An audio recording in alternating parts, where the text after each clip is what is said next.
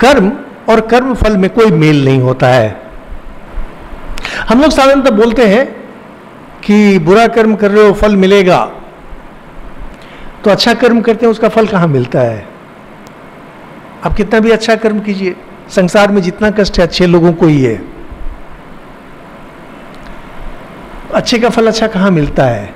और कितने तो जितने सारे पॉलिटिशियन आदि हैं इतना बदमाशी कर रहे हैं और मस्त हैं, उनको तो बुरे का भी फल नहीं मिल रहा है। ऐसा कुछ नहीं है। कर्म और कर्म फल में कहीं पर एक अंतर रह जाता है। और हम लोग जिस उद्देश्य से कर्म करते हैं, जितने भी जोश खरोश के साथ कर्म करें, फल आपको अनुरूप नहीं मिलेगा। श्री रामचंद्र जी बाद में जब आएगा सीता के उद्धार के लिए लंका में घुस करके, वो भयानक युद्ध, और पूरी राक्षस जाति मानो समाप्त हो गई। वानर जाति भी समाप्त हुई, लेकिन बाद में जिन्होंने रामायण आदि की रचना की, उन्होंने कहा कि श्री रामचंद्र जी ने मंत्र सिद्ध जल छिड़कवा दिया तो उससे वो लोग जीवित हो गए, राक्षस सब मरे के मरे रह गए।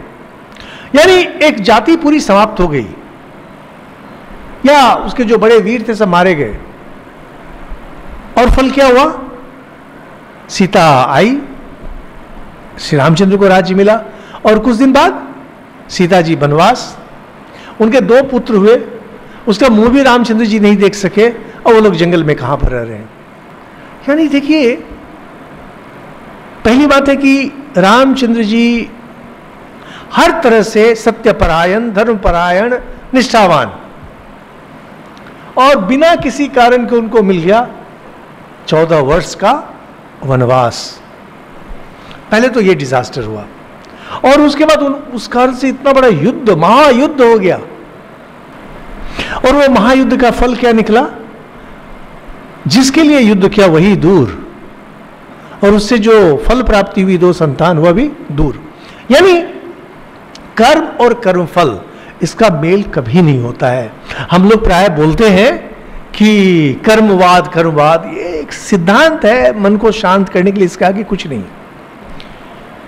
लेकिन उसके बाद बोलते हैं कि फिर कैसे होता है? तो बोलते हैं नहीं, आपने इसके पहले कुछ कर्म किया, उसका फल मिल रहा है। जब ये अननोन फैक्टर्स को लाया जाता है ना, तो समझिए कि अब आपके पास सिद्धांत नहीं है। जब सिद्धांत नहीं रहता ना, तभी उसको ठोकना शुरू करते हैं। और अगर वो पूर्व संस्कार के बारे में भी सब पता चल जाए, गीता में अष्टादश अध्याय में बोलते हैं कि किसी भी काम को सिद्ध करने के लिए 5 चीजों की आवश्यकता पड़ती है। जैसे शरीर है, इंद्रिय है, इंद्रियों के देवता आदि हैं, लेकिन सबसे महत्वपूर्ण है दैव, जो भाग्य है।